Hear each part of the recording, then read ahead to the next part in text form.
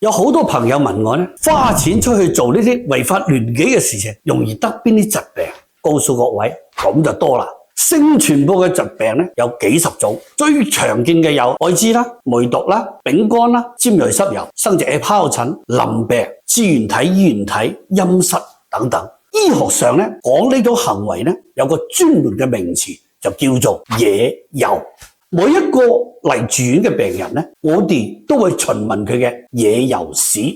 俗話就講得好啦，長喺河邊走，就邊有唔濕鞋嘅啫。好多朋友呢都有僥倖嘅心理，偶然一次緊唔緊要啊？而且呢，我做咗保護措施喎，我都建議大家去醫院嘅皮膚性病科睇睇。好多人啊，同你嘅想法係一樣嘅，但係最終都仲係中招啦。即使你採取咗保護嘅措施，亦都唔能夠100%嘅預防疾病嘅傳播。仲有啲朋友講，喂，對方用嘴喎，我會唔會舐嘢啊？呢個一樣有可能嘅。如果佢嘴嘅上邊有一個個嘅小水泡、單純疱疹，咁佢就可以導致你嘅生殖器得生殖器疱疹啦。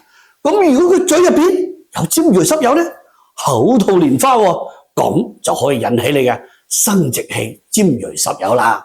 所以各位朋友呢，管好自己嘅下半身，守難得，專法律。